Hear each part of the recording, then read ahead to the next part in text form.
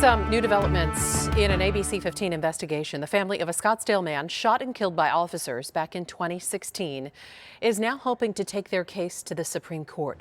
The mother of Dylan Liberti wants the justices to overturn the practice of qualified immunity. Now, that's a legal principle that protects officers from prosecution for actions they take while on the job. She says it's a protection that's just too easy to get. These officers can go ahead and all they have to say is they're fearful for their life and get qualified immunity. And it is disgusting that they can just go ahead and say, oh, I'm fearful for my life. We first told you about this case in March, just before it went to the Ninth Circuit Court of Appeals. At that time, the man's mother spoke exclusively to our investigator, Melissa Blasius. And she breaks down the body camera footage moment by moment. And we're sharing that story with you again tonight. But a warning, the video you're about to see could be disturbing to some viewers. That morning when Dylan walked me out to my car, he gave me his big hug like he always does. And he said, Mom, I love you. Dylan Liberti surrounds herself with memories of her son Dylan, like the cross the 24-year-old was wearing the day he died, July 27th, 2016. He was calling for help that day, and the outcome was just completely tragic. Dylan's family tells me he suffered from mental illness and he had used meth before making a 911 hang-up call from a Chompy's restaurant in this strip mall. Take a seat, man. You seem like you're jittery. When two Scottsdale officers arrive, Dylan says he's feeling weird. If they had just backed away a little bit, called some paramedics to come and check him out, make sure he was okay, and treated him like a human being, I don't think any of this would have happened. I think he'd still be alive. 6 minutes into the interaction, one officer ratchets things up. Sit down. Sit down. Wait, what are you talking to? No, what? Stop, please. Please. Stop.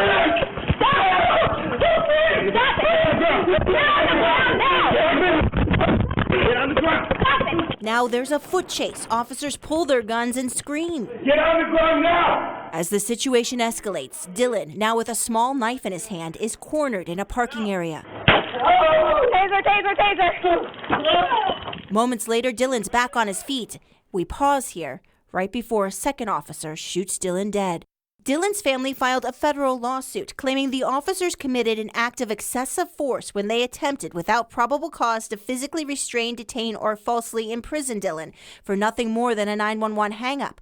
But Scottsdale police claim in court filings they had a right to detain Dylan for everything from disorderly conduct to being under the influence in a public place.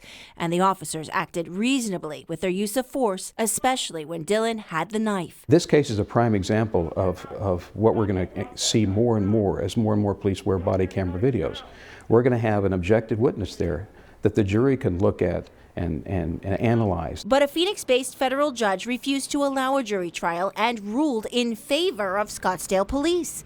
The Libertis appealed, saying the Ninth Circuit Court of Appeals should hear this case because of the growing role of video evidence in police shooting cases and because too many people, many of them young, are dying.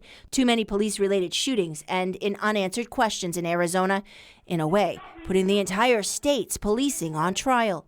I hope that they also understand that we have a big problem in Arizona with police shootings way above the national average, and that this case could be part of the solution. Dylan Liberti agrees this case is about justice for her son and so many more. And I just don't want to see any other families go through this. I'm investigator Melissa Blasius, ABC 15 Arizona.